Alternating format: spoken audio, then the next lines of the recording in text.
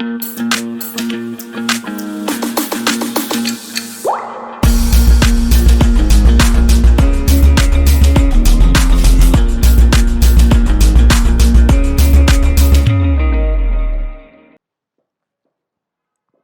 Everyone, तो चलिए start करते हैं आज का लेक्चर। और लास्ट लेक्चर में हमने नंबर सिस्टम्स को स्टार्ट किया था, राइट?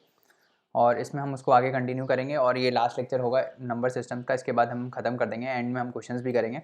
तो चलिए जल्दी से आगे स्टार्ट करते हैं। आई होप लास्ट लेक्चर देख लिया है, and this is something about me which you can pause the video and look at the slide. चलिए आगे बढ़ते हैं और सर्ड्स के बारे में बात करते हैं।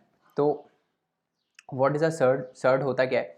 तो मैंने लास्ट लेक्चर में आपको रेडिकल साइन के बारे में बताया था, है ना? ये जो साइन होता है that is a radical sign, right? तो अब सर्ड क्या होता है? जब इसमें जैसे हमने खूब सारे क्वेश्चंस भी किए थे, है ना, जिसमें हमने ऐसे देखा था कि nth रूट ऑफ ए और mth रूट ऑफ बी, इस टाइप से भी देखा था। तो अब सर्ड क्या होता है? जब कोई रैशनल नंबर का हम nth पावर लेते हैं, मतलब this is called a surd, this is called a simple और मोनोमियल सर्ड। इस चीज़ को हम सर्ड बोलते हैं, a⁴ 1/n, करेक्ट? इसको हम बोलते हैं सर्ड। अब इसमें कंडीशंस ये हैं कि जो a होना चाहिए that should be a positive rational number. Positive rational number, ये बहुत इंपॉर्टेंट है, पॉजिटिव होना चाहिए। क्यों पॉजिटिव रैशनल नंबर होना चाहिए? इसलिए क्योंकि एक तो ये nth रूट है इसका, है ना, तो नेगेटिव होगा तो बेसिकली वो कॉम्प्लेक्स नंबर हो जाएगा, it won't be a real number. तो a जो है वो पॉजिटिव रैशनल नंबर होना चाहिए, ये कंडीशन होती है फॉर अ सर्ड। तो हम देख लेते हैं a और n, राइट? इसकी कंडीशन ये है कि a should be a rational number and that too positive rational number, correct? a is not the nth power of any rational number. और दूसरी कंडीशन क्या है कि a जो है, ये जो रैशनल नंबर की हम बात कर रहे हैं यहाँ पे, ये किसी भी और रैशनल नंबर का nth पावर नहीं होना चाहिए। इसका क्या मतलब? जैसे कि मान लो 4 है, करेक्ट? अब मैंने n यहाँ पे 2 ले लिया।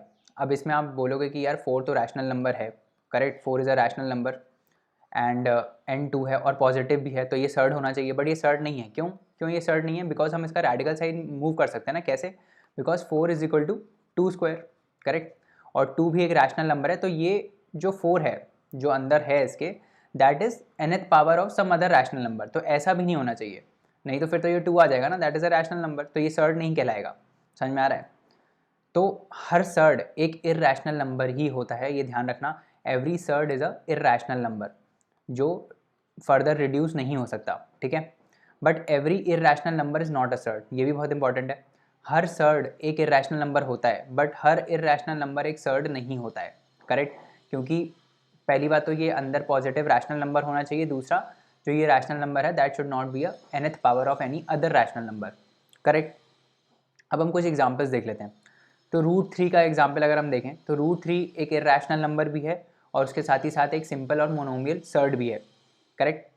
उसके बाद दूसरा देखते हैं, ये देखते हैं √3 + √2, 3 + √2 टू दी, ये जो इसका रेडिकल है दैट इज़ थर्ड रेडिकल। अब इसमें देखो ये जो अंदर है, ये अंदर जो है that is an irrational number, है ना? और हमने क्या पढ़ा था सर्ड के लिए? हमने सर्ड के लिए ये पढ़ा था कि जो अंदर वाला नंबर होना चाहिए that should be a rational number, है ना? तो this is not a surd, definitely this is not a surd.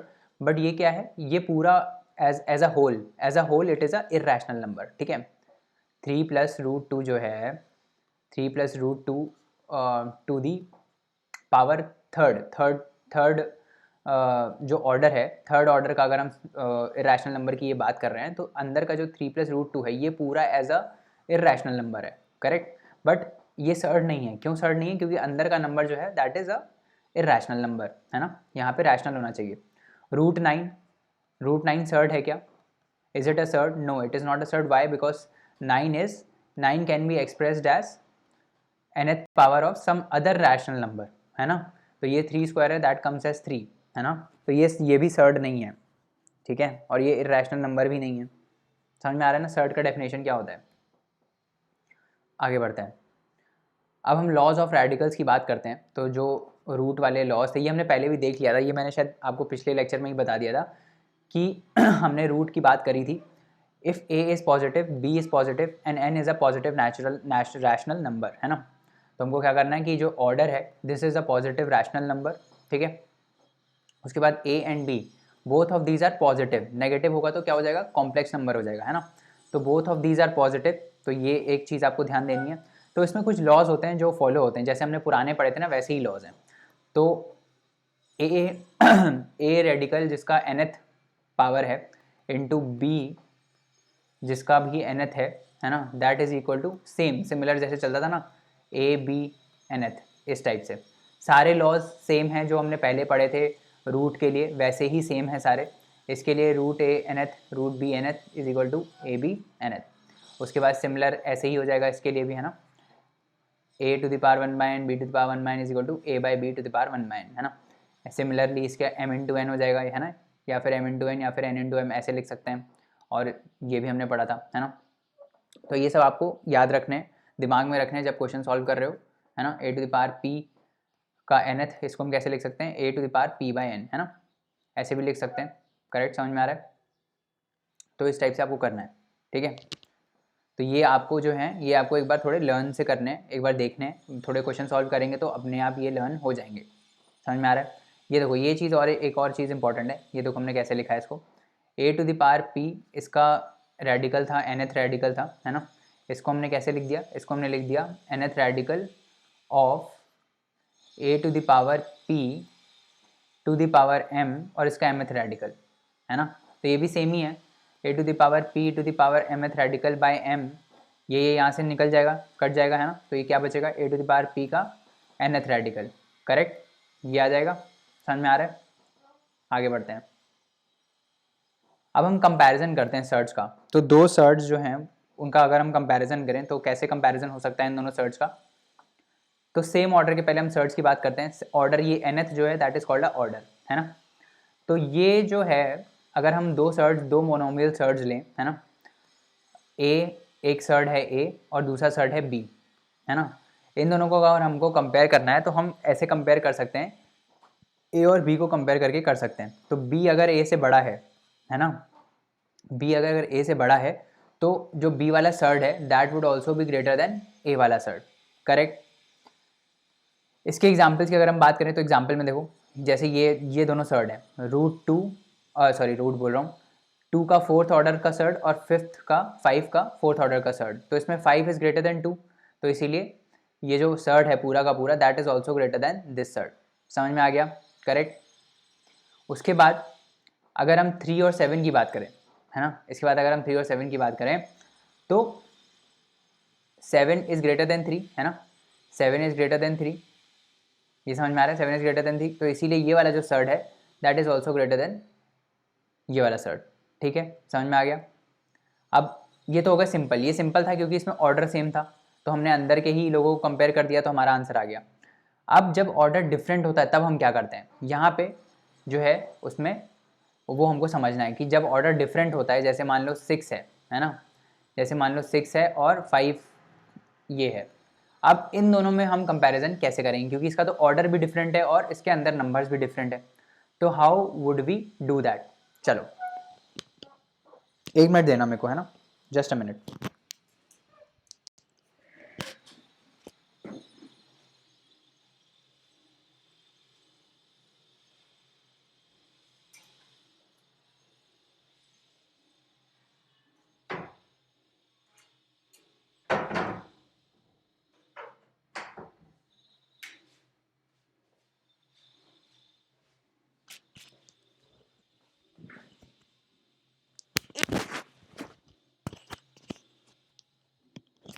Sorry guys, बहुत ज़्यादा साउंड आ रहा था, इस वजह से मैंने बंद किया उसको, विंडो को। चलिए, तो अभी हम हम कहाँ पे थे, हम थे मोनोमियल सर्च पे, है ना। तो डिफरेंट ऑर्डर के सर्च को हमको कंपेयर करना है, तो हमने एग्जाम्पल से समझते हैं, है ना, कैसे करेंगे। तो लेट्स से एक सर्ट है हमारे पास 6, और पीछे देख ही लेते कौन सा है, 6 4 और 6 का फोर्थ ऑर्डर का सर्ट, और दूसरा क्या है, दूसरा है 5 का थर्ड ऑर्डर का सर्ट, ठीक है। अब हमको बताना है कि इनमें से कौन बड़ा है और कौन छोटा है, करेक्ट। तो हम कैसे बताएंगे, हमको कुछ तो सिमिलर करना है। हमने पहले ऑप्शन में क्या देखा था, पहले ऑप्शन में हम ईजिली कंपेयर क्यों कर पाए थे, क्योंकि हमारा ऑर्डर सेम था, है ना। जो पहला ऑप्शन था जिसमें हमने ये कंपेयर किया था, है ना, ये हमने कंपेयर किया था, करेक्ट। ये हम कंपेयर क्यों कर पाए थे? क्योंकि ऑर्डर सेम था, nth ऑर्डर था दोनों का, तो हमने बस अंदर की क्वांटिटी को कंपेयर कर दिया, है ना। तो हम इसको भी इसी में कन्वर्ट करेंगे। अब आप बोलोगे इसमें कैसे कन्वर्ट करेंगे, ऑर्डर हम सेम कैसे कर सकते हैं? बिल्कुल कर सकते हैं, हमने एक्सपोनेंशियल लॉज इसीलिए तो पढ़े हैं ताकि हम ये काम कर पाएँ। अब हम कैसे करेंगे ये काम, हमको ये देखना है। तो जनरली क्या होता है ना, देखो ये है फोर्थ ऑर्डर का सर्ट, ठीक है, और ये है थर्ड ऑर्डर का सर्ट, है ना। ये कॉमन कैसे हो सकता है? कॉमन इसमें क्या हो सकता है? कॉमन आ सकता है जब ये हम दोनों को 12 ऑर्डर का सर्ट बना दें, मतलब 4 और 3 के एलसीएम का, ठीक है। ये जो ऑर्डर्स हैं 4 और 3, इसके एलसीएम का अगर हम सर्ट बना दें दोनों को, है ना, तो हम कंपेयर कर सकते हैं, ठीक है। तो अब मेरे को अगर ये फोर्थ ऑर्डर का सर्ट है, ये वाला जो सर्ट है सिक्स का फोर्थ ऑर्डर का सर्ट, इसको मेरे को अगर 12 ऑर्डर का सर्ट बनाना है तो मेरे को क्या करना पड़ेगा? मतलब मेरे को क्या चाहिए? मेरे को यहाँ पे 12 चाहिए, ठीक है, मेरे को यहाँ पे 12 चाहिए। तो मेरे को अंदर क्या करना पड़ेगा? अंदर भी कुछ पावर लानी पड़ेगी, है ना, तभी तो 12 बनेगा। अंदर क्या पावर लानी पड़ेगी? 3, तभी तो ये 6 टू द पावर 3/12 आएगा। 3/12 इज इक्वल टू 4, और ये फिर यही चीज़ आ जाएगी जो हमारा है ना, जो हमारा है वही आ जाएगा, करेक्ट, सही है। तो हम क्या करते हैं ऐसे केसेस में, जब हमको कन्वर्ट करना रहता है तो हम क्या जनरली एलसीएम लेते हैं, इसका और इसका, जितने जो भी हमको सर्ट्स कंपेयर करने हैं उसका हम एलसीएम लेते हैं और सबको सेम ऑर्डर में कन्वर्ट करते हैं। तो जैसे मैंने इस वाले में इसको 12 में कन्वर्ट कर दिया, है ना, 12th ऑर्डर में कन्वर्ट कर दिया, तो because 12 was LCM of 4 and 3, correct. तो मैंने क्या किया, मैंने यहाँ पे भी 3 मल्टीप्लाई किया और अंदर भी 3 मल्टीप्लाई कर दिया, है ना।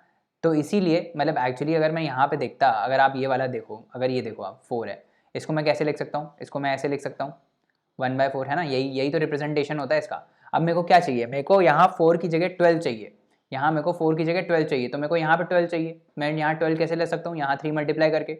अगर मैं नीचे 3 मल्टीप्लाई करता हूँ तो मेरे को ऊपर भी 3 मल्टीप्लाई करना पड़ेगा, करेक्ट। तो ये क्या हो गया? ये 12th ऑर्डर का सर्ट बन गया। कैसे बन गया? 6 क्यूब में, ठीक है। 6 क्यूब कितना होता है?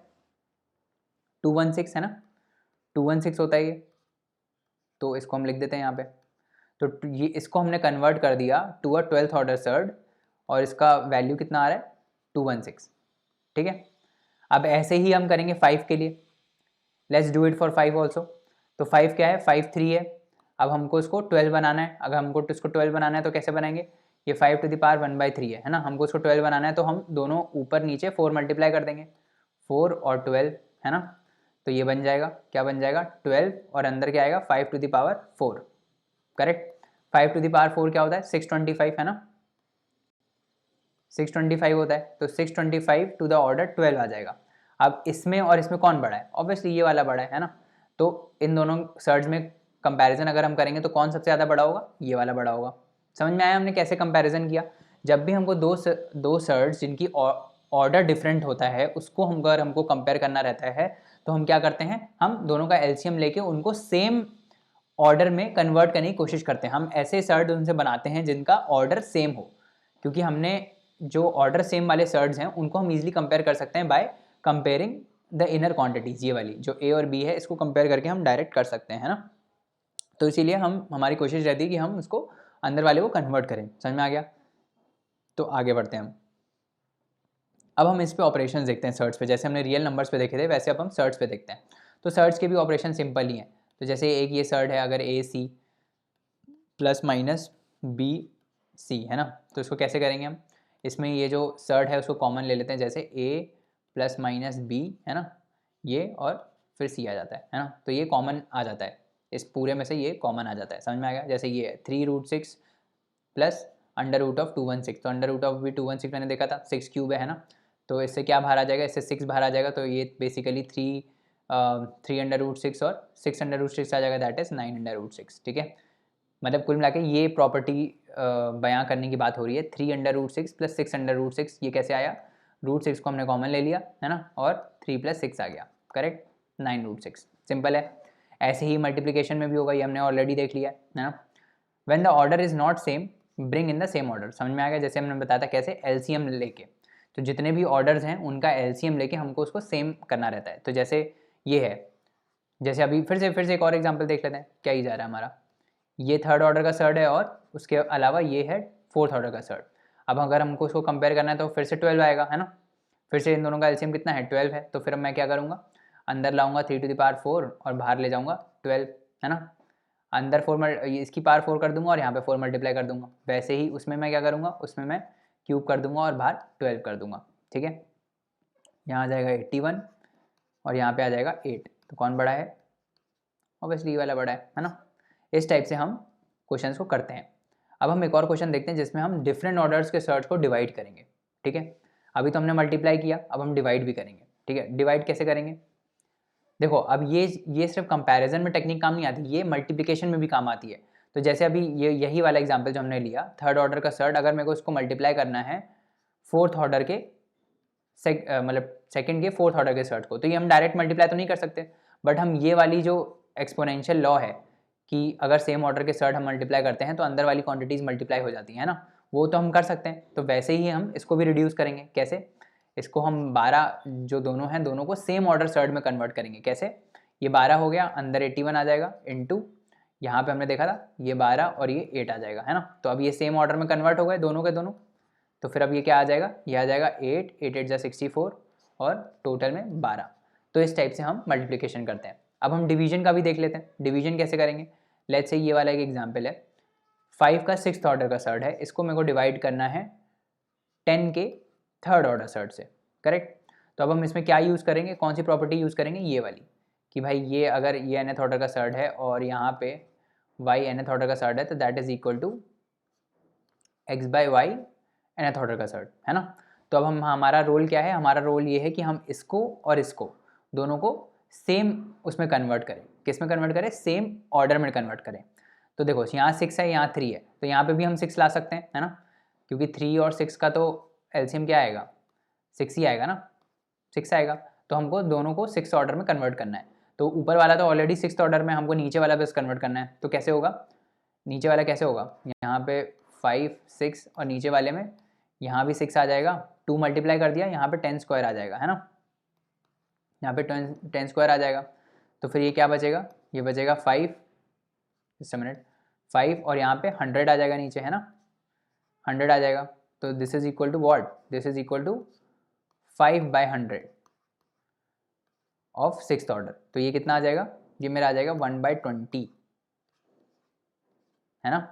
सिंप्लीफाई हो गया, ये समझ में आ गया। इस टाइप से हम ऑपरेशन करते हैं सर्च के ऊपर, ठीक है, समझ में आ गया। आगे बढ़े। अब एक चीज़ होती है conjugate of a surd. Conjugate मतलब कॉम्प्लीमेंट्री जैसे होता है ना, कॉन्जुगेट मतलब प्लस जहाँ है वहाँ माइनस कर दो। जैसे a प्लस रूट बी है तो इसका कॉन्जुगेट क्या होगा, a minus B. a minus B दिया हुआ है तो इसका कॉन्जुगेट क्या होगा, a प्लस बी, है ना। तो माइनस को माइनस से फिर से मल्टीप्लाई कर दो, प्लस की जगह माइनस, माइनस की जगह प्लस, ठीक है, समझ में आ गया। जैसे 3 प्लस रूट 5 इसका कॉन्जुगेट क्या होगा, 3 माइनस रूट 5, है ना। वैसे ही 5 प्लस 3 रूट 7 का कॉन्जुगेट क्या होगा, 5 माइनस 3 रूट 7, समझ में आ गया। Sum and product of conjugate surds are rational numbers, समझ में आया क्यों बोल रहे हैं ये, क्योंकि 3 प्लस रूट 5 है, इसका कॉन्जुगेट क्या होगा, 3 माइनस रूट 5, है ना। हमेशा ये साइन अपोजिट होगा, तो इन दोनों का जब अगर सम करोगे या प्रोडक्ट करोगे तो वो हमेशा क्या होगा, हमेशा रैशनल नंबर ही आएगा। इसका सम करो कितना आ रहा है, 6 आ रहा है, मल्टीप्लिकेशन करोगे तो कितना आएगा, 3 स्क्वायर माइनस 5 स्क्वायर, है ना, समझ में आ रहा है। 9 minus 5 that is equal to 4, दोनों केस में रैशनल नंबर आया, समझ में आ रहा है ना। तो ये आपको ध्यान देना है, समझ में आ गया। सम जो है कॉन्जुगेट सर्च का वो हमेशा रैशनल नंबर होता है, ठीक है, समझ में आ गया। आगे बढ़ें, चलो अब हम अच्छा क्वेश्चन करते हैं। अब हमको पहला क्वेश्चन तो ये करना है, which is greater in √7 minus √3 and √11 minus √7, ठीक है, एक मिनट।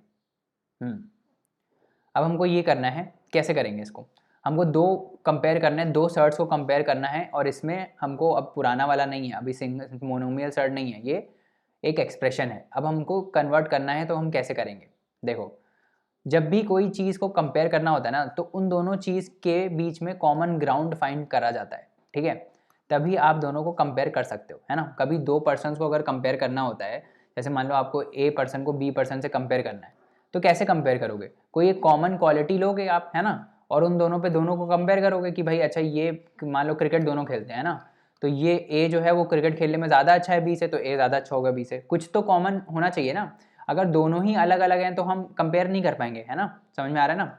तो कभी भी कोई भी, कभी भी, ऐसे सिर्फ मैथमेटिक्स में नहीं, कभी भी दो चीज़ों को अगर कंपेयर करना होता है तो हम उसमें क्या फाइंड करते हैं, हम उसमें कॉमन ग्राउंड फाइंड करते हैं कि इन दोनों में कॉमन क्या चीज़ है, what is something that is common in both of them, जिसके बेसिस पे हम इसको कंपेयर कर पाएंगे।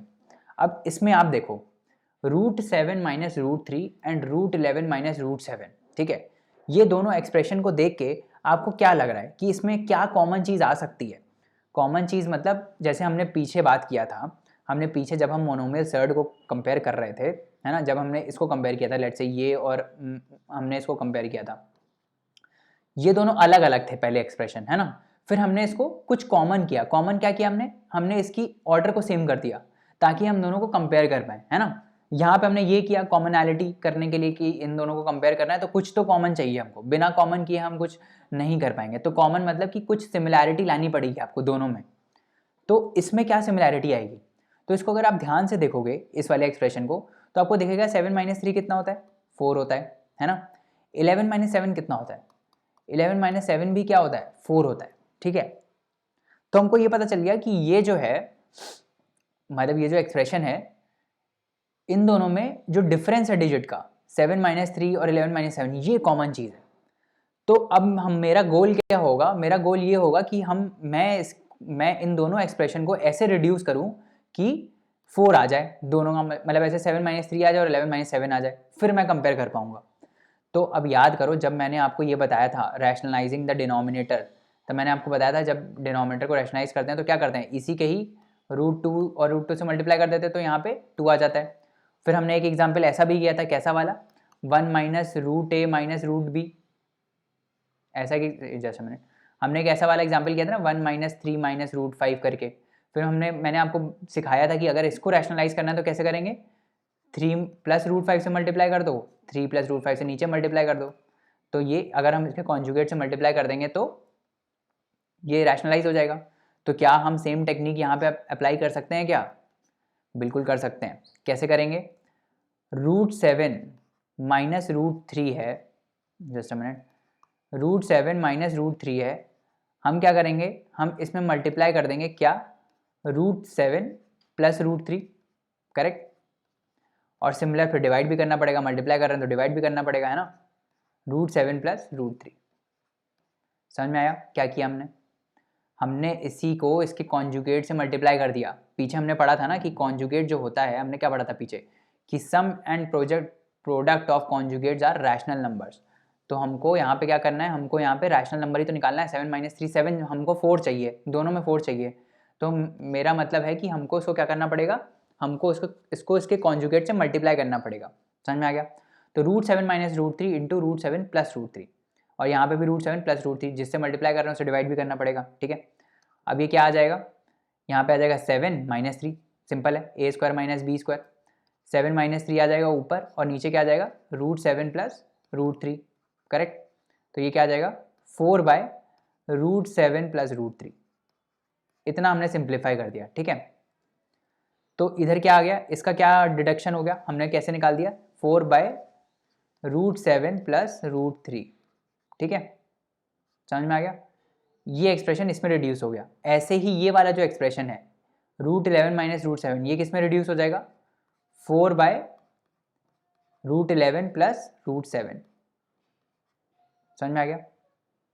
अब इन दोनों में कंपेयर करना इजी है। आप बोलोगे कैसे, अभी तो रैशनल पूरा हुआ ही नहीं, रैशनल हमको पूरा करना ही नहीं है। अब लॉजिक भी तो थोड़ा लगाओगे, कॉमन सेंस भी तो थोड़ा लगाओगे। हमको पता है क्या, हमको ये पता है कि 7 और 3, और यहाँ पे क्या है 11 और 7, है ना, यही तो दोनों हैं। 11 7 से बड़ा है और 7 3 से बड़ा है, ठीक है। समझ में आया। तो इनका रूट भी बड़ा होगा, है ना, इनका रूट भी इससे बड़ा होगा, करेक्ट।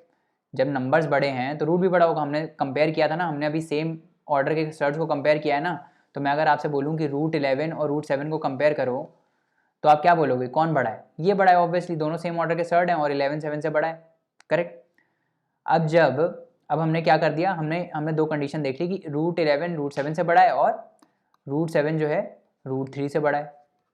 तो जब हम इन दोनों को प्लस करेंगे तो क्या प्रोडक्ट भी बड़ा नहीं आएगा, √11 प्लस √7 क्या ये इससे बड़ा नहीं होगा, √7 प्लस √3 से, बिल्कुल बड़ा होगा। 11 इससे बड़ा है, 7 इससे बड़ा है, तो सम करेंगे तो भी बड़ा ही होगा, है ना, तो थोड़ा छोटा थोड़ी हो जाएगा। डिफरेंस भले ही हो सकता है बट सम कभी छोटा नहीं होगा, है ना। तो इसका मतलब जो इस सर्ड का डिनोमिनेटर है वो इस सर्ड के डिनोमिनेटर से बड़ा है, और अगर डिनोमिनेटर बड़ा होता है तो फ्रैक्शन क्या होता है, फ्रैक्शन छोटा होता है ना। अगर अगर 3/2 है ना, और 3/5 है, तो इसमें से कम छोटा कौन सा है, 3/2 होता है 1.5, और 3/5 कितना होता है 0.6, तो छोटा कौन हुआ, ये हुआ छोटा, ये दिस इज छोटा, दिस इज बड़ा, है ना। क्यों, क्योंकि यहाँ डिनोमिनेटर ज़्यादा है, नीचे आप ज़्यादा से डिवाइड करोगे तो फ्रैक्शन कम आएगा, ऑब्वियस सी बात है ना। तो ऐसे ही इन दोनों फ्रैक्शंस में ये जो दो क्वांटिटीज़ हैं इसमें बड़ा कौन है, इसमें बड़ा ये वाला है, ठीक है, इसमें बड़ा कौन सा है, ये वाला है। समझ में आया हमने कैसे कंपेयर किया, है ना, आई गेस समझ में आया होगा। अब सिमिलर चीज़ आपको इसके लिए करनी है, √8 + √7 और √10 + √5, ठीक है। इसके लिए सिमिलर चीज़ करनी है, यहाँ पे माइनस था तो इजी हो गया था, यहाँ पे प्लस है। अब इसमें आपको देखना है कि क्या कॉमन ग्राउंड है, 7 + 8 15 है, 10 + 5 15 है। अगेन इसमें क्या होगा, सिमिलर √8 - √7 से हम मल्टीप्लाई करेंगे, ठीक है, समझ में आ रहा है। इस टाइप से करके ही आप इसको कंपेयर कर पाओगे। समझ में आ रहा है कि नहीं आ रहा है ना, ठीक है। बट अब देखो एक चीज़ और है इसमें, इसको कैसे करोगे, वो करते ही हैं, इसको कैसे करोगे मेरे को श्योरिटी नहीं है कि आप कर पाओगे इसको। √8 + √7, ठीक है, हमको ये तो मालूम है कि भाई इसको अगर हम √8 - √7 से मल्टीप्लाई करें, और यहाँ पे भी √8 - √7 से मल्टीप्लाई करें, तो ये रैशनल नंबर में बदल जाएगा, ठीक है। 8 - 7 1 आ जाएगा, और इसके बाद यहाँ पे आ जाएगा √8 - √7। बट आप माइनस को कैसे कंपेयर करोगे, है ना, यहाँ पे भी आ जाएगा 1/√10 - √5। कैसे कंपेयर करोगे इसको बताओ, सोचो सोचो सोचो भाई, सोचो कैसे कंपेयर करोगे। सिंपल है, कोई बहुत वो डिफ़िकल्ट नहीं है। एक एक करके कंपेयर करो, √8 को √10 से कंपेयर करो, √8 और √10 में कौन बड़ा है, √10 बड़ा है ना, √10 बड़ा है, सिंपल है। √7 और √5 में कौन बड़ा है, √7 बड़ा है, ठीक है। अब मैं आपको एक चीज़ और बता देता हूँ इसमें, जब भी कोई इनइक्वालिटी होती है, जैसे मान लो a is greater than b, ठीक है, जब भी कोई इनइक्वालिटी होती है a is greater than b, और जब हम इस पूरे एक्सप्रेशन में माइनस साइन से मल्टीप्लाई कर देते हैं, तो जो इनइक्वालिटी होती है वो रिवर्स हो जाती है। मतलब अगर a is greater than b, तो अगर मैं माइनस इसमें मल्टीप्लाई करूँ -a और -b, तो ये जो इनइक्वालिटी है ना, जो a बड़ा था वो अब कम हो जाएगा। समझ में आ रहा है, वो अब क्या हो जाएगा, कम हो जाएगा। तो -a would be less than -b। समझ में आ गया। अगर a is greater than b और इस पूरे एक्सप्रेशन में मैं माइनस मल्टीप्लाई करता हूँ, तो ये जो इनइक्वालिटी है वो रिवर्स हो जाती है, ठीक है, समझ में आ गया। अब सिमिलर चीज़ हम इसी में करेंगे, √7 और √5 है, इसमें हम पूरे में माइनस मल्टीप्लाई कर देते हैं, करें माइनस मल्टीप्लाई। अगर हम माइनस मल्टीप्लाई करेंगे तो क्या हो जाएगा, √7 आ जाएगा, यहाँ पे इनइक्वालिटी चेंज हो जाएगी और -√5 आ जाएगा, करेक्ट, समझ में आ गया। एक एक्सप्रेशन हमारे पास ये है और दूसरा एक्सप्रेशन हमारे पास ये है, इन दोनों को ऐड करो ज़रा, क्या आएगा इन दोनों को ऐड करने पे, इन दोनों को ऐड करने पे आएगा √8 - √7, ठीक है। अब इनइक्वालिटी सेम है ना, यहाँ पे भी ऐसे ही है, यहाँ पे भी ऐसे ही है, अब कुछ चेंज नहीं आएगा। √8 - √7 आ जाएगा, दैट इज लेस देन √10 - √5। तो समझ में आ गया इसमें से कौन बड़ा है, इसमें से ये बड़ा है, ठीक है, ये बड़ा है, तो ये फ्रैक्शन कम हो जाएगा। समझ में आया हमने कैसे किया, समझ में आया ना हमने कैसे किया, हमने इंडिविजुअल को कंपेयर किया, इंडिविजुअल को कंपेयर करने के बाद हमने इनइक्वालिटी सेम करी माइनस मल्टीप्लाई करके, और जब हम माइनस मल्टीप्लाई करते हैं तब इनइक्वालिटी क्या हो जाती है, रिवर्स हो जाती है। तो अगर ये ऐसे है तो ये ऐसे हो जाएगा। समझ में आ गया, इस टाइप से हम करते हैं। अगर ये नहीं समझ में आया हो तो 1-2 बार और प्रैक्टिस करो, 2-3 बार और ये वीडियो देखो, और तो समझ में आएगा। फिर उसके बाद भी नहीं आता है, then call me up, I will take your doubts. अब नंबर्स की थोड़ी बात करते हैं। तो इवन नंबर्स हमको पता है कौन से इवन नंबर्स होते हैं, जो 2 से डिविजिबल होते हैं। Anything that is divisible by 2 is a even number, जैसे -4 0 2 16। ऑड नंबर्स क्या होते हैं, जो 2 से डिविजिबल नहीं होते हैं, दैट आर ऑड नंबर्स, है ना, -7 15 5 और 9, सिंपल, ये तो सबको पता है, बट हम स्टिल बेसिक से चल रहे हैं तो रिवाइज करेंगे। प्राइम नंबर्स क्या होते हैं, प्राइम नंबर्स वैसे नंबर्स होते हैं जिनका खुद के अलावा, खुद और 1 के अलावा और कोई फैक्टर नहीं होता, जैसे 11। अब 11 का मैं आपसे पूछूं कि क्या फैक्टर है, तो आप क्या बोलोगे? एक तो 11 खुद ही है और एक 1 है, बस यही दोनों तो फैक्टर है ना। जबकि मैं अगर आपसे पूछूं 6 के फैक्टर्स बता, तो आप बोलोगे 2 है और 3 है ना। 2 × 3 6 आता है, तो 2 and 3 आर फैक्टर्स ऑफ 6। 11 में क्या है? 11 × 1 11 है ना, बस। तो 1 है और 11 है, यही दोनों फैक्टर है। तो प्राइम नंबर्स वो नंबर्स होते हैं that are divisible only by themselves and 1, है ना। These are called prime numbers. समझ में आ गया? A number which has only 2 factors 1 and itself is called a prime number. तो हमको अब क्या करना है ना, आपको प्राइम नंबर्स याद होने चाहिए। जो 100 तक के प्राइम नंबर्स हैं, 100 तक के, वो सारे आपको याद होने चाहिए अगर कैलकुलेशन जल्दी करनी है तो जैसे 25 प्राइम नंबर हैं 100, शुरुआत के 100 में, वो आपको याद होने चाहिए। कौन कौन से हैं? 2 3 5। चलो पढ़ते हैं एक बार।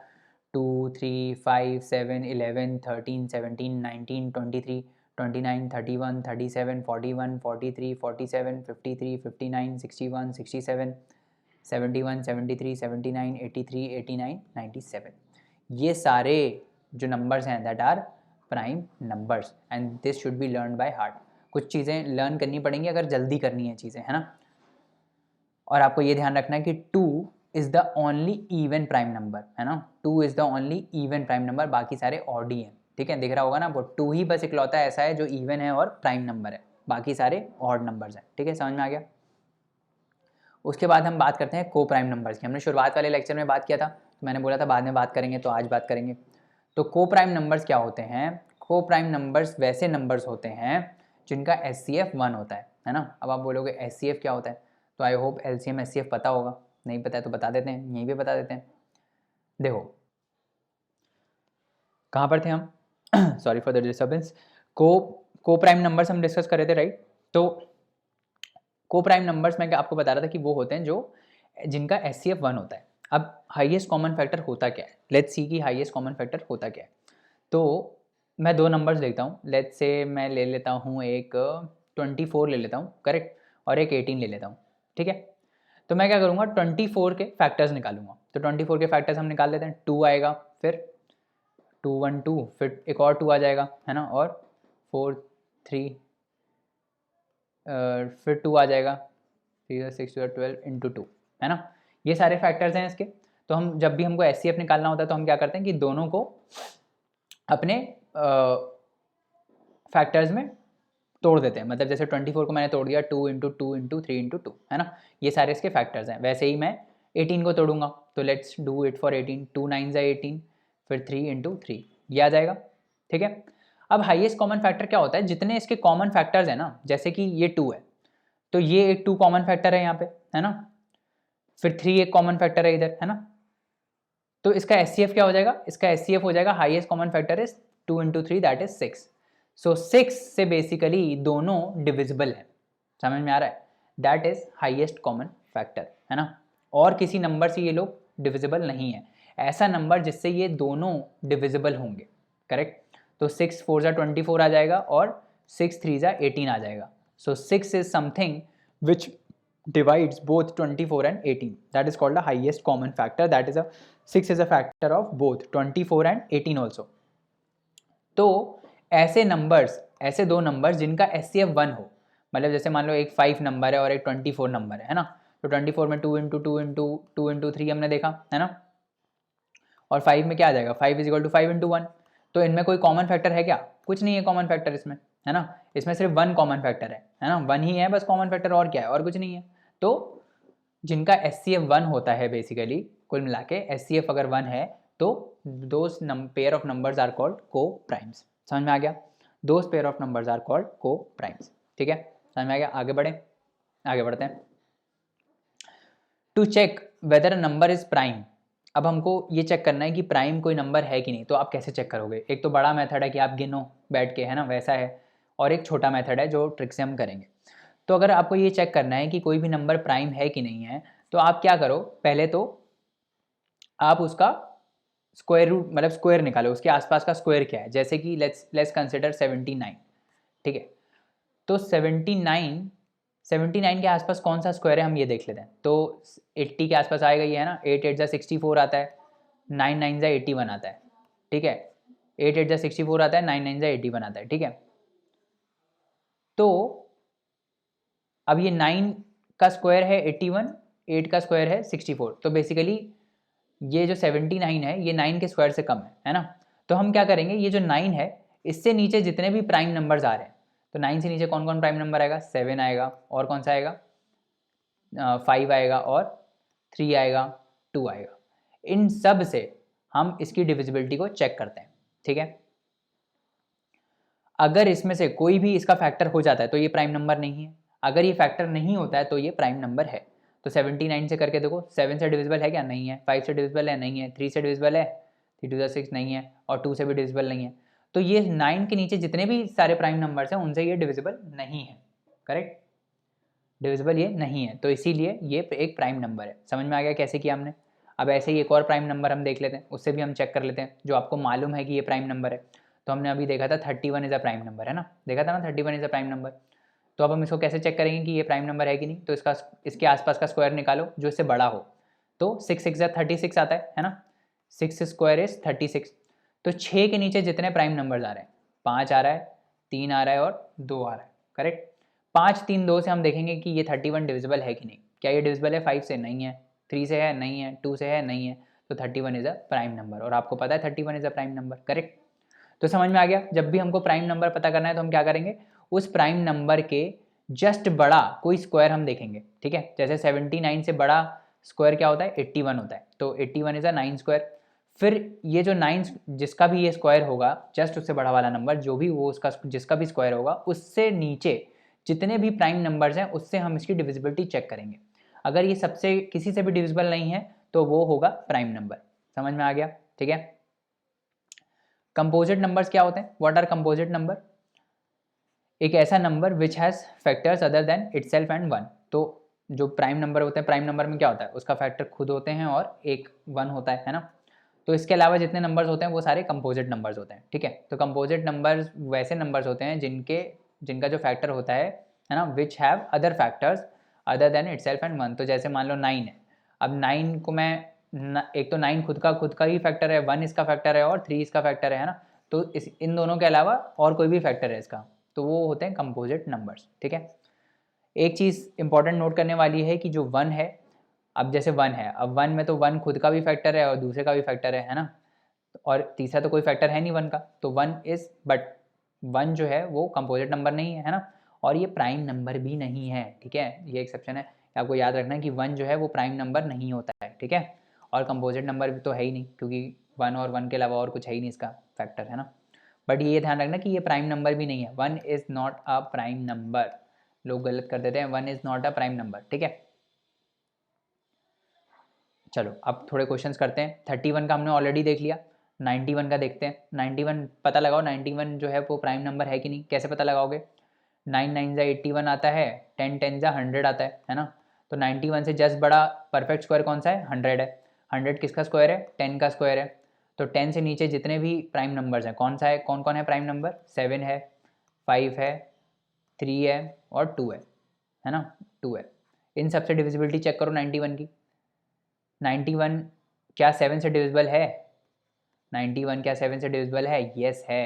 7 1 7, 7 3 21, 7 13 91 आएगा। तो सिंस ये किसी एक प्राइम नंबर से डिविजिबल हो गया तो ये प्राइम नंबर नहीं है। समझ में आ गया। Similar thing would be with 87, है ना। 87 को भी इन सबसे चेक करो, क्योंकि 87 के भी जस्ट बड़ा परफेक्ट स्क्वायर 100 ही है। तो चेक करो 7 से डिविजिबल है, नहीं है, 5 से तो है नहीं है, 3 से है, क्या 87 3 से डिविजिबल है, 3 2 6, 3 9 27, येस डिविजिबल है 3 से। एक प्राइम नंबर से डिविजिबल हो गया तो ये भी प्राइम नंबर नहीं है। ऐसे ही 57 के साथ चेक करो, 7 7 जा 49, 8 8 जा 64, तो 8 से नीचे जितने प्राइम नंबर्स हैं वो भी यही हैं। सबसे चेक करो 7 से डिविजिबल है क्या, 7 7 जा 49, 7 8 जा 56, नहीं है, 5 से भी नहीं है, 3 से है क्या, 3 से क्या ये डिविजिबल है, 3 1 जा 3, 9 जा 27, येस डिविजिबल है। तो ये भी प्राइम नंबर नहीं है। समझ में आया हमने कैसे किया, किसी भी एक प्राइम नंबर से डिविजिबल हो जाता है तो वो प्राइम नंबर नहीं होता है। समझ में आ गया, करेक्ट। कंसेक्यूटिव नंबर्स की बात करते हैं। कंसेक्यूटिव नंबर्स कौन से होते हैं, जो एक के बाद एक आते हैं, जैसे 1 2 3 4, ये सारे क्या हैं, कंसेक्यूटिव नंबर्स हैं, ठीक है। तो एक में हम +1 करते हैं तो दूसरा आ जाता है, दूसरे +1 करते हैं तो तीसरा आ जाता है, तीसरे में +1 करते हैं तो चौथा आ जाता है।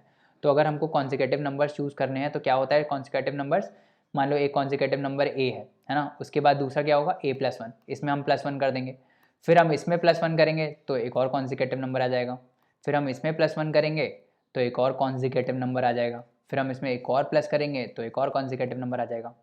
समझ में आ गया? इनको हम बोलते हैं कॉन्जिक्यूटिव नंबर्स। तो they have numbers arranged in an increasing order and differing by 1, तो एक दूसरे के बीच में 1 का डिफरेंस होता है, ठीक है। अब कुछ मैं आपको शॉर्ट ट्रिक्स बताता हूँ। कभी भी क्वेश्चन ऐसा है कि 3 कंसेक्यूटिव नंबर्स चूज करने हैं, ठीक है, 3 कंसेक्यूटिव नंबर्स हैं क्वेश्चन में, है ना, और दिया नहीं हुआ है कि कौन से कंसेक्यूटिव नंबर्स है, बट ऐसा है कि 3 consecutive numbers have their sum this, तो वो 3 कंसेक्यूटिव नंबर्स आप कैसे चुनोगे? आप चुनोगे 3 consecutive numbers as a-1, a and a+1, ठीक है। अगर मैं ये आपको नहीं बताता तो शायद आप a लेते, a+1 लेते और a+2 लेते, बट इसमें क्या होता है, ऐसे क्वेश्चंस क्या होते हैं, इनमें आपको सम दिया रहता है और इनमें आपको प्रोडक्ट दिया रहता है और आपको बताने होते हैं कि नंबर्स क्या हैं। तो हम क्या करते हैं, हम डेलिबरेटली 3 अगर हमको लेना है तो मैं ऐसे लूँगा a-1, इसमें +1 किया a आ गया, इसमें +1 किया a+1 आ गया, तो ये तीनों कॉन्जिक्यूटिव नंबर्स हैं। बट हमें इससे फ़ायदा क्या हो गया, जब हम इसका सम करेंगे तो ये जो बाकी की चीज़ें हैं ये सारी कट जाएंगी, -1 +1 0 आ जाएगा, तो ये मेरा 3a आ जाएगा। That will simplify our calculation. और जब मैं इसको मल्टीप्लाई करूँगा तो भी बहुत ईजी हो जाएगा, क्योंकि a - 1 into a+1 that is a² -1 आ जाएगा।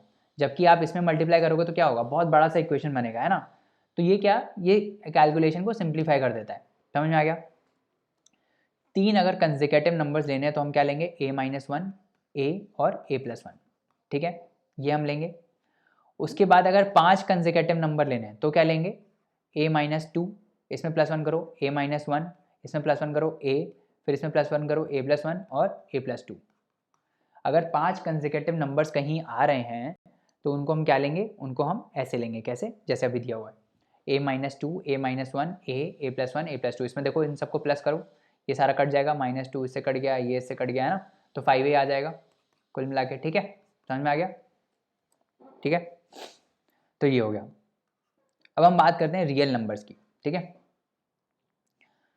तो रियल नंबर्स हमने देख ही लिया क्या होते हैं, सारे रैशनल और इरेशनल नंबर्स मिला के जो होते हैं उसको हम रियल नंबर्स बोलते हैं, ये हम पहले से ही देख लिया है।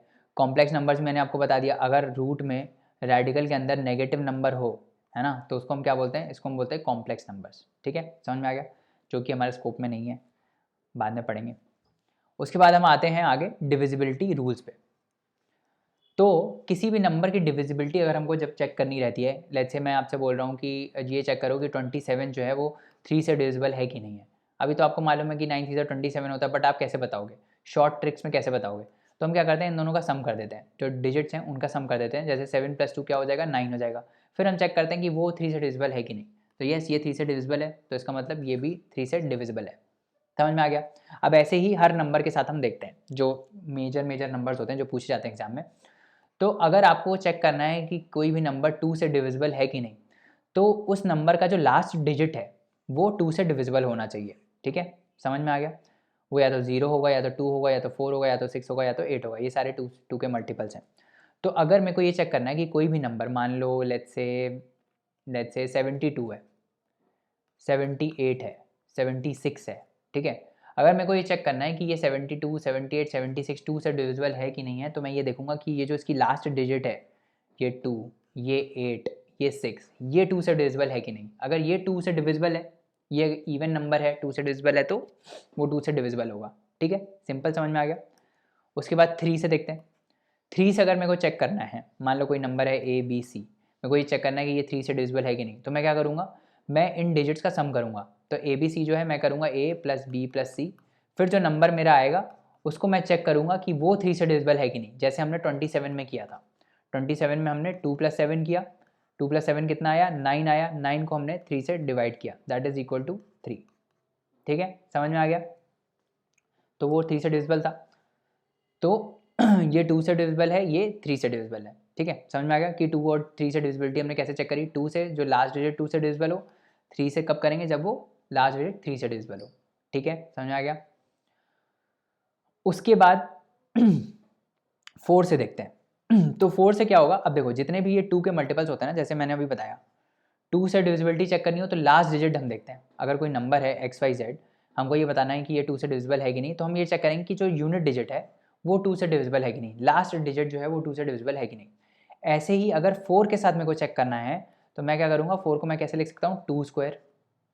तो मैं ये चेक करूँगा कि लास्ट 2 डिजिट जो है नंबर की, मतलब वाई और जेड, ये 4 से डिविजिबल हैं कि नहीं है। ठीक है, समझ में आ रहा है ये कैसे पैटर्न आ रहा है।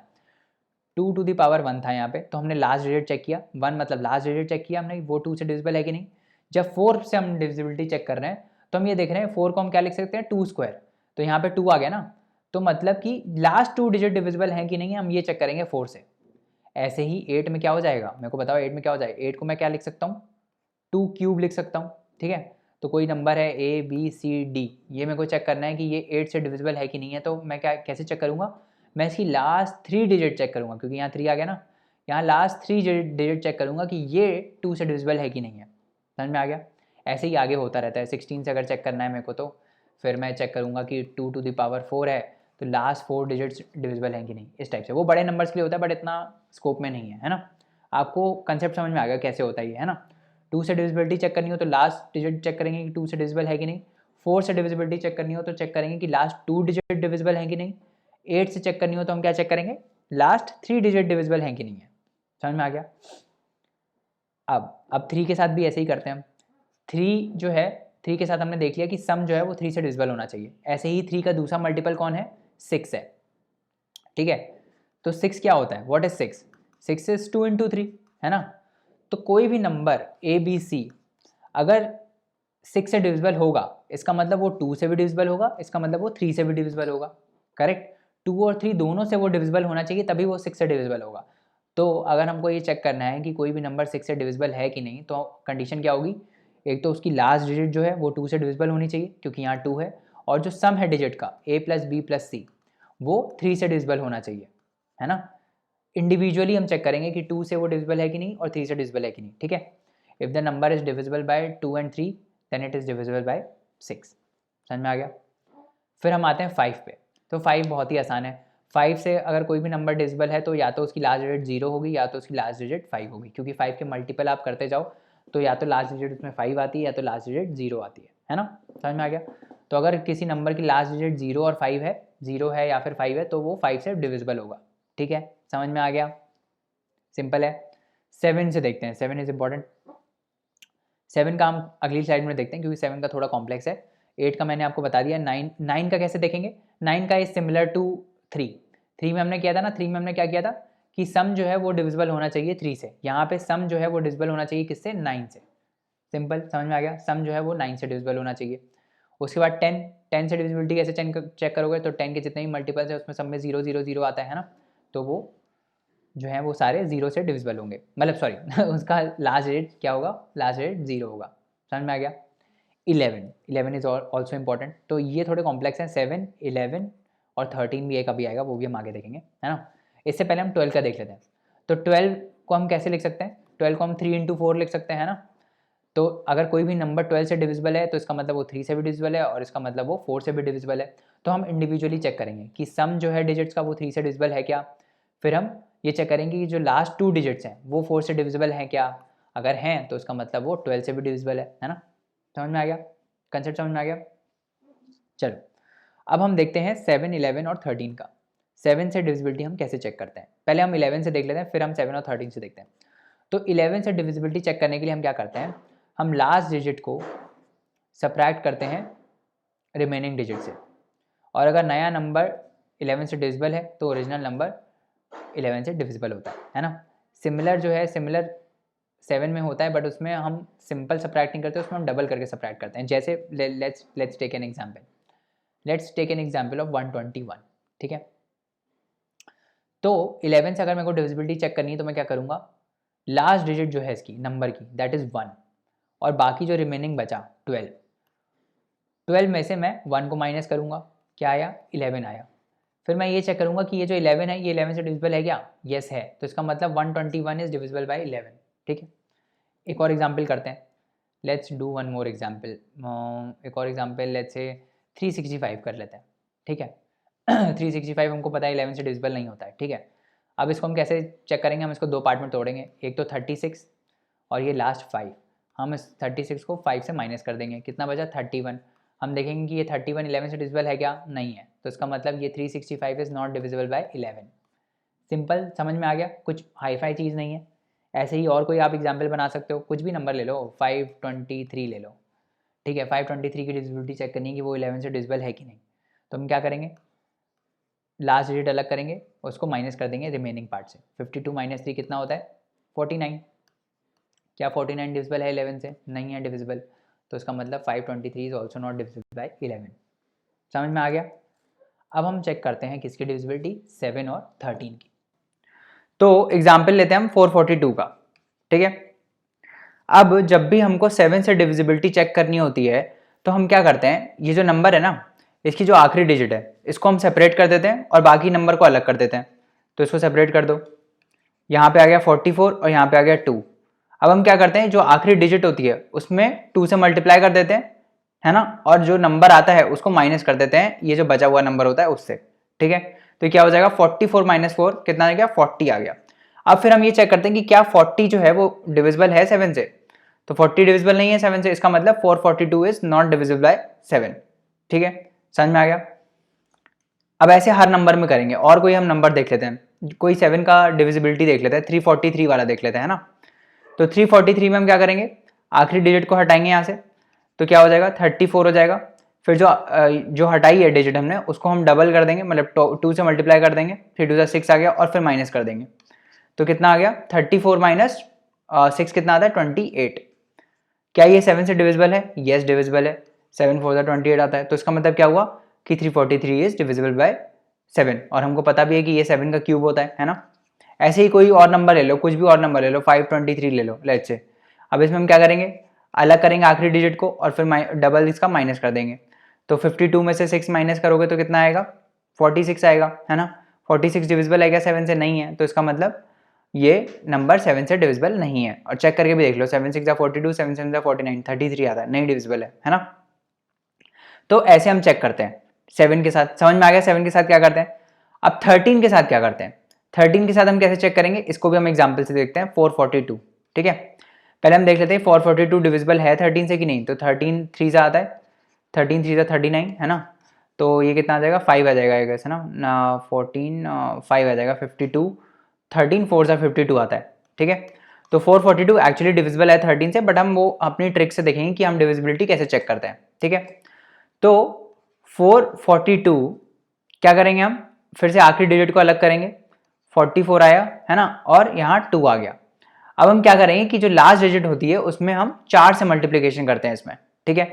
7 में हम क्या करते हैं, 7 में हम 2 से मल्टीप्लाई कर रहे थे और माइनस कर रहे थे, इसमें हम 4 से मल्टीप्लाई करेंगे और माइनस नहीं करेंगे, क्या करेंगे, ऐड करेंगे, ठीक है, समझ में आया। माइनस नहीं करेंगे, ऐड करेंगे, ध्यान रखना, माइनस नहीं करेंगे, ऐड करेंगे, अगेन बता रहा हूं। तो 44 जो हम डिजिट अलग करेंगे उसमें हम 4 से मल्टीप्लाई करेंगे और उसमें ऐड कर देंगे, तो कितना आ गया, 44 प्लस 4 2 8, कितना आ गया, 8 प्लस 4 12, दैट इज 52, है ना। तो 52 13 से डिविजिबल है, यस, 4 जाता है, करेक्ट। तो 442 डिविजिबल है, ठीक है। और कोई नंबर देख लेते हैं, एक और कोई नंबर देख लेते हैं, 5 वही वाला देख लेते हैं, 523 देख लेते हैं, है ना। तो 523 में कैसे करोगे आप, ये 3 को अलग करोगे, जो लास्ट डिजिट है उसको अलग करोगे, अलग कर दिया, इसमें हमने 4 से मल्टीप्लाई कर दिया, फिर हमने इसमें ऐड कर दिया, ध्यान रखना ऐड करते हैं, ठीक है। 4 3 12, 52 और 12 कितना आया, 2 2 + 2 4 64। क्या ये 13 से डिविजिबल है, नहीं डिविजिबल है ना। 5 3 से क्या आता है, 65 आता है, तो डिविजिबल नहीं है, इसका मतलब 523 इज नॉट डिविजिबल बाय 13। समझ में आ गया, सिंपल है, ठीक है। तो ये हो गए अपने डिविजिबिलिटी रूल 7 और 13 के, ठीक है। आगे बढ़ते हैं। अब ये क्वेश्चन करो, ये यूपीएससी सीसैट में आया था, है ना। Let's do this question. A digit n is greater than 3 is divisible bye 3 but not divisible by 6, which one of the following is divisible bye 4। तो मैं आपको एक और ट्रिक बताता हूँ कि जब कभी ऐसे क्वेश्चन में n आ जाए ना और ऑप्शंस में भी n हो, तो वो सबसे ईजिएस्ट क्वेश्चन होते हैं लाइफ के, ठीक है। क्यों क्योंकि जनरली ऐसे क्वेश्चन में क्या होता है, एक n के ऊपर कंडीशन दी होती है और आपको कंफ्यूज करने के लिए कि ये बहुत हाई फाई क्वेश्चन है, ऑप्शंस ऐसे बना देते हैं, ठीक है। हमको कुछ नहीं करना होता है, हमको n की बस इसमें वैल्यू रखनी होती है जो उस कंडीशन को सेटिस्फाई कर रही होगी। समझ में आ रहा है कैसे, इस एग्जाम्पल में मैं बताता हूँ कैसे। इसमें क्या दिया है, a digit n is greater than 3, तो n कोई भी ऐसा नंबर है जो 3 से बड़ा है, डिविजिबल बाय 3, 3 से डिविजिबल है, ठीक है, बट 6 से डिविजिबल नहीं है। तो ऐसा कौन से नंबर है जो 3 से डिविजिबल है और 6 से डिविजिबल नहीं है? कोई भी ऐसा छोटा सा नंबर ले लो। तो 3 1 ज़ा 3, 3 2 ज़ा 6, 3 3 ज़ा 9, 3 4 ज़ा 12। तो 3 से बड़ा होना चाहिए, 3 से बड़ा 6 है, पर ये 6 जो है वो 6 से डिविजिबल है। यहाँ पे क्या दिया है? It is not divisible by 6। 9 देखते हैं, 9 3 से डिविजिबल है और ये 6 से डिविजिबल नहीं है, तो n इज इक्वल टू 9 ले लो। n 9 ले लिया। अब सारे ऑप्शन में n 9 डाल दो। पहले में क्या आएगा? 9 2 ज़ा 18, दूसरे में क्या आएगा? 9 3 ज़ा 27, चौथे में क्या आएगा? 9 2 ज़ा 18 प्लस 4 22, पाँचवें में क्या आएगा? 9 3 ज़ा 27 प्लस 1 28। अब देखो क्या पूछ रहा है, which one of the following is divisible bye 4? इनमें से कौन सा 4 से डिविजिबल है? कौन सा है डिविजिबल 4 से? 28 डिविजिबल है, तो आंसर क्या हो गया? 3n+1। ठीक है, ऐसा आप हर किसी में कर सकते हो, जहाँ पे भी n वाला आ जाए ना और ऑप्शंस भी n में हो, वहाँ पे तो बहुत सरल हो जाता है। कभी n 0 रख दो, कभी n 1 रख दो, इस टाइप से ना सारे ऑप्शन सिंप्लीफाई हो जाते हैं। आपको इस क्वेश्चन को n के टर्म्स में निकालने का कोई ज़रूरत नहीं है। ठीक है, इसमें बस आपको नॉर्मल कॉमन सेंस लगाना है। ठीक है, इस क्वेश्चन को वैसे करते हैं। ठीक है, समझ आ गया? अब और हम डिविजिबिलिटी पे क्वेश्चन देखते हैं। If the number 517x324 is completely divisible by 3, then the smallest whole number in the place of x will be. अब ये नंबर है पूरा, इट इज़ डिविजिबल बाय 3। तो हमने देखा था कि डिविजिबिलिटी बाय 3 की क्या कंडीशन है कि ये जो सम है इसका, दैट इज़ 5 + 1 + 7 + x + 3 + 2 + 4, ये किससे डिविजिबल होना चाहिए? ये 3 से डिविजिबल होना चाहिए, है ना?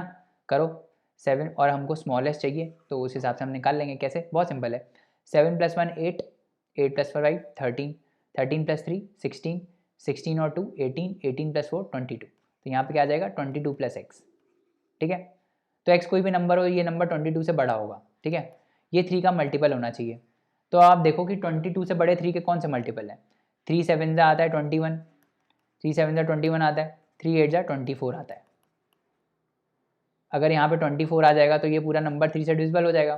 तो x क्या हो गया? ये 24 हो गया कुल मिला के। सबसे छोटा नंबर जो हमको चाहिए, हमको क्या चाहिए? स्मॉलेस्ट चाहिए। तो x क्या हो गया? x हो गया 2। अगर x 2 होगा तो ये सम आ जाएगा 24 और ये 3 से डिविजिबल हो जाएगा। सिंपल है, ऐसे ही करने हैं। क्वेश्चन बहुत सिंपल होता है इसमें। अब सिमिलर चीज़ इसके लिए है, इसमें 9 से डिविजिबिलिटी चेक करने को बोली गई है ना? तो ये अब आप खुद से करोगे, ये आपका होमवर्क है ना? खुद से आप चेक करोगे कि x की वैल्यू क्या है ना? इसको पॉज करो और खुद से क्वेश्चन करो। ठीक है, आगे बढ़ते हैं। If x and y are 2 digits of the number 653xy such that this number is divisible by 80, then x + y is. अब आप बोलोगे कि सर आपने ये तो बताया नहीं, 80 से डिविजिबिलिटी तो बताई नहीं। अरे भाई सारे एक से लेकर 1000 तक डिविजिबिलिटी थोड़ी बताएंगे, कुछ तो दिमाग भी लगाना होगा ना। अब देखो क्या बोल रहा है ये। अब वही है ना, थोड़ा दिमाग खोल के हमको चीज़ें करनी है।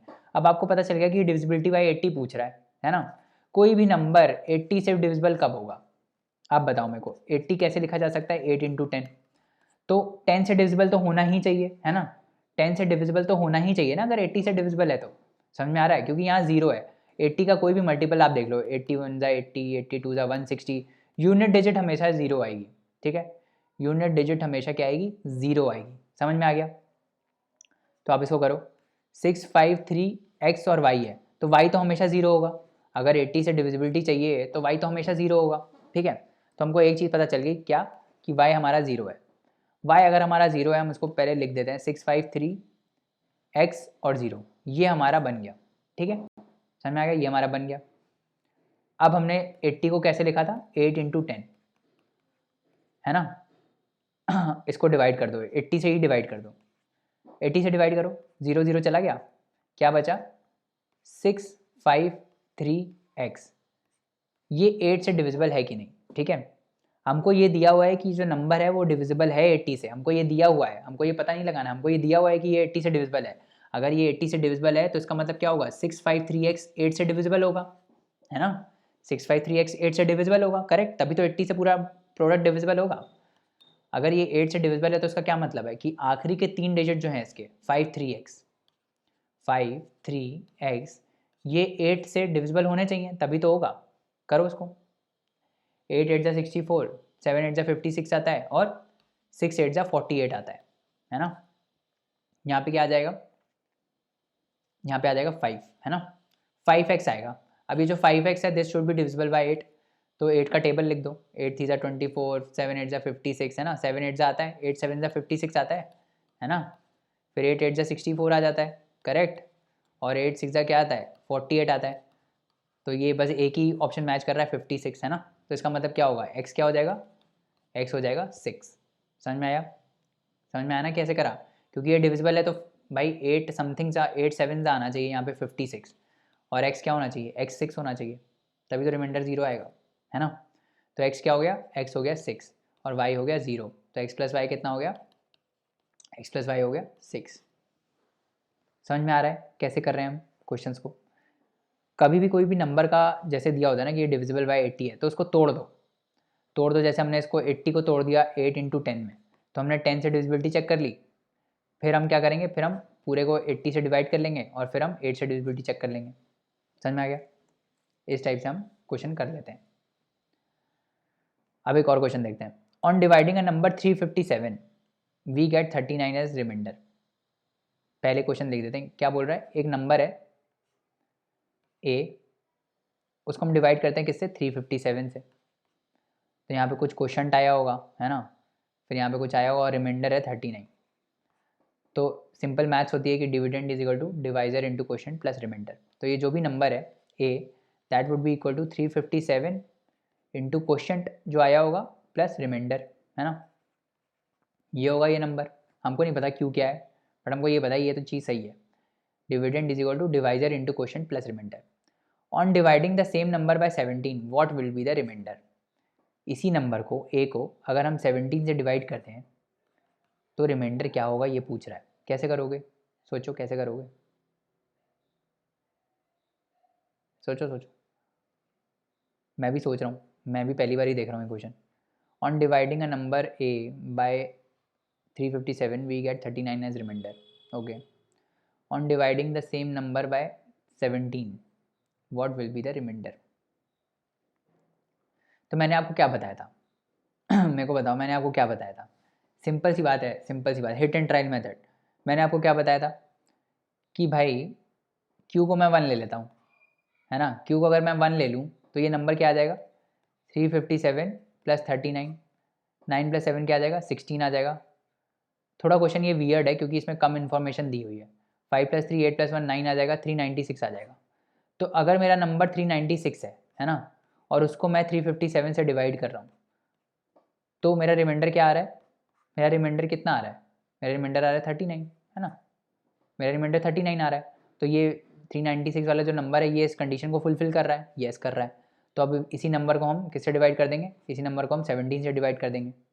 17 2 34, 9 में से 4 गया 5, 56, 17 कितने आ जाएगा, 17 3 51 आता है ना, 3 51, रिमाइंडर क्या आ गया, रिमाइंडर आ गया 5। ठीक है, जैसे हमने n वाले केस में किया था ना, हम मिनिमम पॉसिबिलिटी लेते हैं, सबसे इजी बनाते हैं कैलकुलेशन कोई चीज़ सपोज करके। अब इसमें क्या है ना, इसमें ऑप्शन नहीं दिए हुए, ऑप्शन दिए होते तो हमें पता चल जाता है कि नंबर किस हिसाब से आ रहा है ना। कभी कभार आपको ऑप्शन से देख के भी पता चल जाएगा। ठीक है, ये क्वेश्चन थोड़ा सा वो है, इन्फॉर्मेशन इसमें कम है क्योंकि अच्छा मतलब अच्छे से चीज़ें दी नहीं हुई है ना। अब हम कुछ इंपॉर्टेंट पॉइंट्स देख लेते हैं। The greatest number of n digits will have n 9 straight, मतलब कुल मिला के क्या बोल रहा है कि मान लो 5 डिजिट का नंबर है ना, तो ग्रेटेस्ट 5 डिजिट अगर हमको नंबर निकालना है तो क्या होगा, उसमें सारे जो 5 डिजिट हैं वो 999 होंगे। ठीक है, ऐसे ही अगर स्मॉलेस्ट निकालना है तो उसमें बस पहला डिजिट 1 होगा और बाकी सब 000 होगा। ठीक है, समझ में आ गया। तो स्मॉलेस्ट अगर हम 5 डिजिट नंबर बोलें तो दैट इज़ 10000, और जो ग्रेटेस्ट 5 डिजिट नंबर है वो क्या हो जाएगा जब सब 9 हो जाएंगे, 99999। ठीक है, उसके बाद एक और कंसेप्ट है, sum of a 2 digit number and a number form by reversing it digits. मतलब एक्स वाई और इसको हमने रिवर्स कर दिया वाई जेड, ये जो नंबर है ये हमेशा 11 से डिविजिबल होगा, है ना। अब ये कैसे होगा डिविजिबल, कर लेते हैं। किसी भी नंबर को, मैंने आपको बताया था, किसी भी नंबर को आप कैसे लिख सकते हो, जैसे ये 2 डिजिट नंबर है, इस डिजिट को इस नंबर को हम कैसे लिख सकते हैं, 10x प्लस वाई, है ना, टेंस के फॉर्म में लिखते हैं। और वाई जेड को हम कैसे लिख सकते हैं, 10y प्लस जेड करके फॉर्म में लिख सकते हैं, है ना। इन दोनों को प्लस करो, यही बोल रहा है ना, सम ऑफ अ 2 डिजिट नंबर। तो इसको जब प्लस करोगे तो क्या आएगा, अच्छा ये वाई जेड एक्चुअली ये एक्स वाई है, इसी नंबर को हमने अपोजिट किया है, वाई एक्स हो जाएगा, है ना। तो यहाँ पे z की जगह x हो जाएगा। करेक्ट, समझ में आया? फिर से कर देता हूँ, कहीं कंफ्यूज ना हो गए हो। एक नंबर है xy, इसकी हमने डिजिट्स रिवर्स कर दी, डिजिट हम रिवर्स करेंगे तो yx बन जाएगा, है ना। इसको हम लिख सकते हैं कैसे, 10x प्लस वाई। करेक्ट, इसको हम कैसे लिख सकते हैं, 10y प्लस एक्स लिख सकते हैं। अब इन दोनों का अगर हम सम करेंगे तो कितना आएगा, 11x प्लस 11y। तो ये जो 11x प्लस 11y है, क्या ये 11 से डिविजिबल है? बिल्कुल है, डिविजिबल है ना। तो जो सम होता है रिवर्स करने पर डिजिट पे, वो 11 से डिविजिबल होता है। ऐसे ही जो सब्ट्रैक्शन होता है, अगर मैं इसको सब्ट्रैक्ट कर दूं तो क्या आएगा, 9x माइनस 9y आ जाएगा। तो एक नंबर और उसका रिवर्स अगर हम कर दें, उनका जो सब्ट्रैक्शन होता है वो 9 से डिविजिबल होता है ना। समझ में आया? ये रटने की ज़रूरत नहीं, ये आप बस ये चीज़ समझो कि किसी भी डिजिट को हम कैसे टेंस के फॉर्म में लिख सकते हैं। जैसे एक्स वाई को हमने 10x प्लस वाई लिख दिया, है ना। ऐसे ही अगर नंबर होता एक्स वाई जेड, ऐसे ही अगर नंबर होता एक्स वाई जेड, तो उसको हम कैसे लिखते, 100x plus 10y plus Z, है ना। अगर आपको ये कन्फ्यूजन हो रहा है कि ये कैसे आया, तो आप एक नंबर देख लो, 323। लेट्स सी, 100 इंटू 3 300 आ जाएगा, 10 इंटू 2 20 आ जाएगा, और फिर 3 सेम चीज़ आएगी। 300 प्लस 20 प्लस 3 कितना हो गया, 323, है ना। तो इस टाइप से हम टेंस के फॉर्म में नंबर को रिप्रेजेंट कर सकते हैं। ठीक है, समझ में आ गया। अब दूसरी बात क्या है इंपॉर्टेंट, ये चीज़ें आपको याद रखनी है, ये फॉर्मूलेज आपको याद रखने हैं। Sum of first n natural numbers, मतलब 1 प्लस 2 प्लस 3 टिल n। तो sum of first n natural numbers कितना होता है, sum of first n natural numbers होता है n into N plus 1 divided by 2। ठीक है, sum of squares of first n natural numbers कितना होता है, ये सम ऑफ स्क्वायर्स है, कितना होता है ये होता है n into N plus 1 into 2n plus 1 divided by 6। ठीक है, ये होता है। उसके बाद sum of first cubes and natural numbers का क्यूब्स कितना होता है, ये भी आपको याद करना है। दिस इज इक्वल टू, ये जो ऊपर वाला था ना उसका whole square, n plus 1 into N divided by 2 इसका होल स्क्वायर।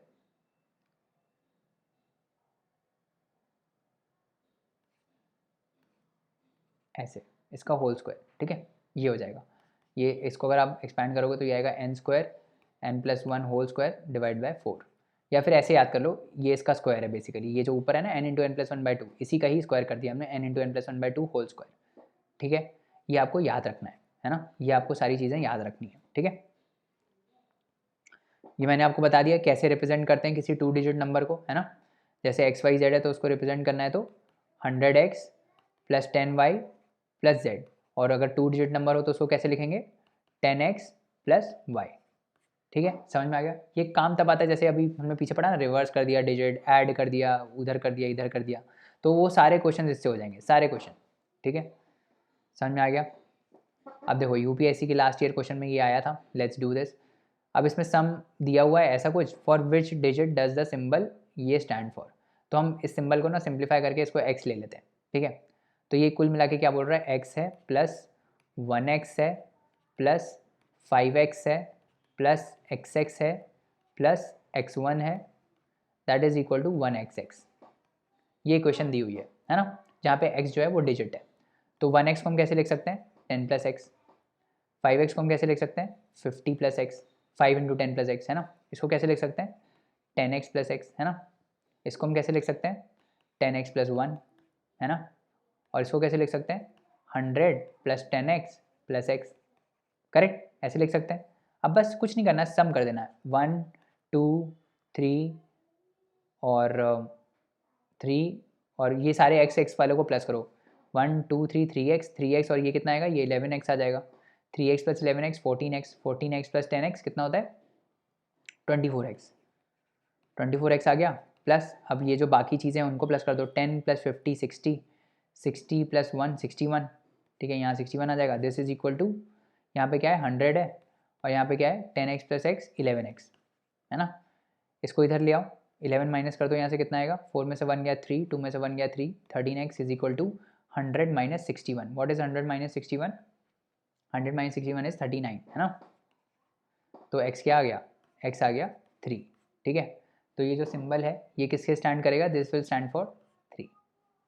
आंसर क्या हो गया, आंसर हो गया बी। समझ में आया कैसे हम कर रहे हैं, आर वी गेटिंग। अब एक बार हम ये एलसीएम एचसीएफ का भी कंसेप्ट देख लेते हैं। एचसीएफ तो मैंने आपको समझा दिया क्या होता है, हाईएस्ट कॉमन फैक्टर। एलसीएम भी मैं आपको समझा देता हूँ क्या होता है। LCM is called lowest common factor, है ना। LCM is called lowest common factor, ठीक है। एलसीएम क्या होता है बेसिकली, मैं आपको बता भी चुका हूँ पहले, बट फिर से एक बार रिवाइज कर लेते हैं। जैसे मान लो 3 है, 6 है ना, और लेट से 8 है, इसका मेरे को एलसीएम निकालना है ना। तो हम जनरली क्या करते हैं, हमें एलसीएम मालूम होता है, हम कैसे निकालते हैं, हम ऐसे करते हैं, हम 3 1 ज़ा 3, 3 2 ज़ा 6 ऐसे करते हैं, फिर हम 8 कर देते हैं यहाँ पे, है ना, 2 4 ज़ा 8, फिर 2 2 ज़ा 4, फिर 2 1 ज़ा 2, है ना, ऐसे ही करते हैं और फिर इनको मल्टीप्लाई कर देते हैं, यही एलसीएम होता है ना। बट ये एक्चुअली में इसका मीनिंग क्या होता है वो हमारे लिए इंपॉर्टेंट है ना। ये तो सही है हम ऐसे करते हैं, बट मीनिंग क्या होता है, देखो इसका मीनिंग क्या होता है। अभी ये करो, ये मल्टीप्लाई करो, कितना आ रहा है ये, 2 2 ज़ा 4, 4 2 ज़ा 8, 3 ज़ा 24 आ रहा है, ठीक है। मैं 24 को ना इधर लिख देता हूँ। What is this 24? ये लोवेस्ट कॉमन फैक्टर क्या होता है, ये बेसिकली ऐसा नंबर होता है, ऐसा लोवेस्ट नंबर होता है जिससे ये जो इसके इंडिविजुअल यूनिट्स हैं जैसे 3 6 और 8, इसमें हम मान लो कुछ a1 मल्टीप्लाई करते हैं, इसमें कुछ हम b1 मल्टीप्लाई करते हैं, इसमें कुछ हम c1 मल्टीप्लाई करते हैं, तो ये सारे यही रिजल्ट करते हैं क्या, 24। समझ में आ रहा है, that is called lowest common factor. Lowest common factor मतलब कि ऐसा कौन सा मिनिमम नंबर है जो इसका भी मल्टीपल है, जो इसका भी मल्टीपल है और जो इसका भी मल्टीपल है, that is called lowest common factor. समझ में आ रहा है ना।